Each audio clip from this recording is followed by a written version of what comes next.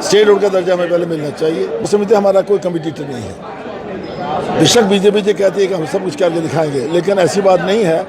मैं समझता हूँ कि आप देखेंगे 1 महीने में, 2 महीने में, 3 महीने में गुलाम नबी आज़ाद साहब की लीडरशिप में डेमोक्रेटिक आज़ाद पार्टी आगे बढ़ेगी और सब पार्टियों को पीछे छोड़ देगी। वो जो इल्ज़ाम था परिवारवाद का, वो चीज़ जो है वो डेमोक्रेटिक आज़ाद पार्टी में फॉलो नहीं की जाएगी। नौजवान बिल्कुल बेरोज़गार इसमें घूम रहे हैं, फिर रहे हैं, और ये सरकार परवाह नहीं कर रही कि डेमोक्रेटिक आज़ाद पार्टी आज़ाद साहब की लीडरशिप में लोगों के मसले का हल करेगी। अभी हमारे साथ फॉरेन मिनिस्टर आर.एस. टिक जी हैं, इनसे बातचीत करेंगे क्या कुछ इनका कहना है और जो पार्टी आज लॉन्च की गई उसके ऊपर क्या इनके व्यूज़ हैं, इससे जानेंगे। सर बहुत बहुत स्वागत है आपका। क्या आपके व्यूज़ हैं, क्या कहना चाहेंगे? आज जो पार्टी लॉन्च की गई है, फ्लैग भी आज़ाद साहब के द्वारा जो है वो बताया गया, ये फ्लैग रहेगा पार्टी का, क्या कुछ आप कहना चाहेंगे? देखिए, पहले तो मैं आज सबसे पहले आज पहला नवरात्रा है। जम्मू कश्मीर के लोगों को इस नवरात्रि के शुभ अवसर पर अपनी ओर से बधाई देता हूं, और सबसे बड़ी बधाई मेरे गुलाम नबी आज़ाद साहब को है, जिन्होंने इतनी जुर्रत से अपना 50 साल का कैरियर छोड़ा। इसलिए छोड़ा कि जम्मू कश्मीर के लोगों की जो समस्याएं थी, जो मसले थे, वो इतने बढ़ चुके थे। और जब इसको यूनियन टेरिटरी बनाया गया तो आज़ाद साहब ने सोचा कि मुझे आगे आना चाहिए और लोगों की बात हमें करनी चाहिए। तो इसलिए सबसे पहला जो डेमोक्रेटिक आज़ाद पार्टी का मुद्दा होगा वो होगा कि हम अपनी स्टेट को यूनियन टेरिटरी से स्टेट हम कैसे बनाएं। स्टेट रोड का दर्जा हमें पहले मिलना चाहिए। नंबर 1, हमारे लोगों की, यहाँ के लोगों को जो नौकरियां हैं, जो सर्विसेज हैं, उन्हें पूरा राइट होना चाहिए। तीसरा, हमारी जो ज़मीन है, हमारी जो लैंड है, लैंड में हमारे लोगों का पूरा हक होना चाहिए। और इसके साथ साथ जो हमारे नौजवान बिल्कुल बेरोज़गार इसमें घूम रहे हैं, फिर रहे हैं, और ये सरकार परवाह नहीं कर रही, उनके मसले भी रिड्रेस होने चाहिए। तो इसलिए मैं समझता हूँ कि डेमोक्रेटिक आज़ाद पार्टी जो आज़ाद साहब की लीडरशिप में बनी है, ये एक ज़बरदस्त रोल प्ले करेगी लोगों के हक़ में। लोगों की मसाइल को हल करने के लिए, उनकी समस्याओं का समाधान करने के लिए ये एक अच्छा काम करेगी। वो इसलिए मैं कह रहा हूँ कि आज़ाद साहब जब चीफ मिनिस्टर यहाँ थे तो एज ए चीफ मिनिस्टर जो काम उन्होंने करके दिखाया, कश्मीर के लोग हों, जम्मू के हों, रजौरी पुंछ के हों, चनाब वैली के हों, सभी लोग आज़ाद साहब के काम से खुश थे। और आज़ाद साहब ने इस ढंग से काम किया, इतने बड़े बड़े काम किए, डिस्ट्रिक्ट बनाए, सड़कों का काम किया, हॉस्पिटल बनाए, पार्क्स बनाए। तो इनके कामकाज से लोग मुतमईन हैं और समझते हैं कि आज़ाद साहब हमें वो करके दिखाएंगे जो बाकी पार्टियाँ नहीं कर सकती। इसलिए मेरा पूरा विश्वास है कि डेमोक्रेटिक आज़ाद पार्टी आज़ाद साहब की लीडरशिप में लोगों के मसले का हल करेगी और एक अच्छी ताकत के साथ उभर के आगे हो।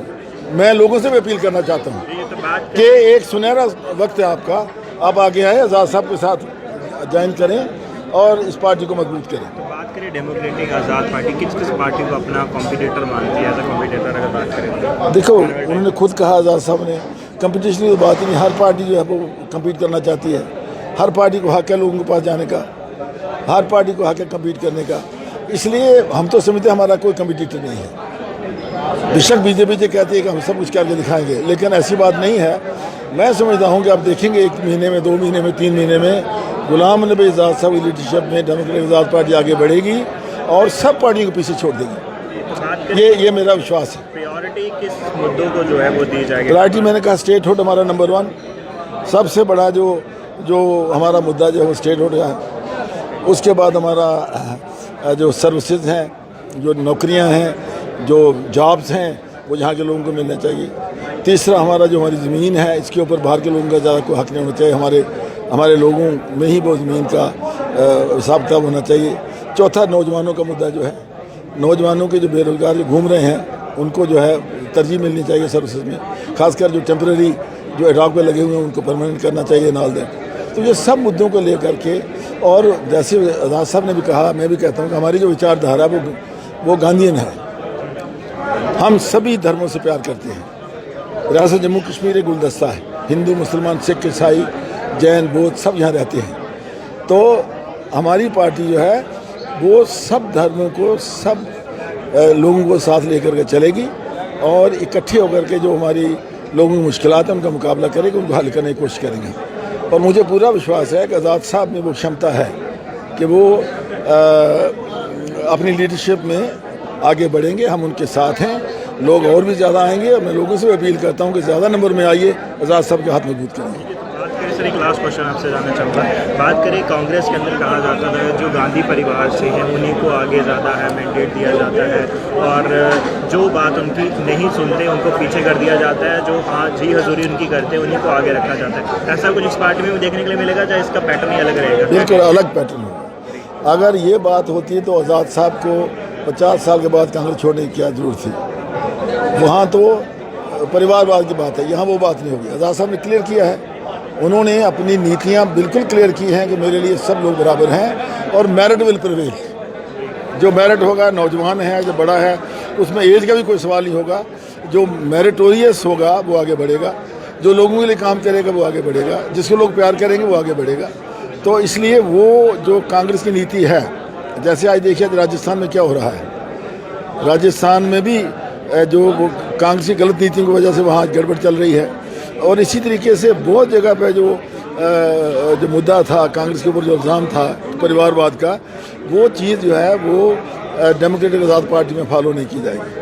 सर बात करें, काफ़ी लोग आज़ाद, अगर हम बात करें डेमोक्रेटिक आज़ाद पार्टी के अंदर जो अभी ज्वाइन किए हैं, जो जितने भी लोग हैं मोस्टली जो है वो कांग्रेस से, अभी पार्टी का नाम जो है वो भी अनाउंस कर दिया गया है। तो क्या लगता है अभी और पॉलिटिकल लीडर्स जो है अलग अलग पार्टी से आज़ाद पार्टी में जुड़ सकते हैं? पॉलिटिकल लीडर भी आएंगे, और जैसे राज साहब की ये सोच है कि हम नए लोगों को भी चांस देना चाहते हैं।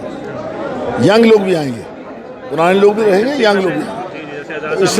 इसलिए और लीडर भी आ सकते हैं, नए लोग भी ज्वाइन कर सकते हैं।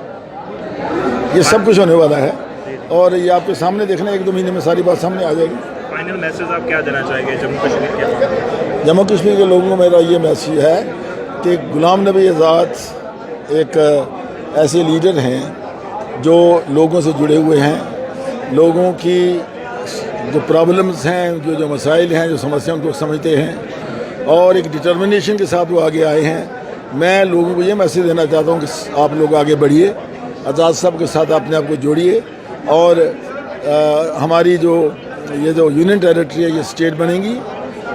इसके साथ साथ हमारे जो लोग हैं, यहाँ नौजवान या लोग हैं, उनके जो हकूक़ हैं वो बिल्कुल सुरक्षित रहेंगे। और इसलिए आज़ाद साहब की लीडरशिप में आप आगे आइए और हमारा साथ दीजिए। बहुत बहुत शुक्रिया सर बातचीत करने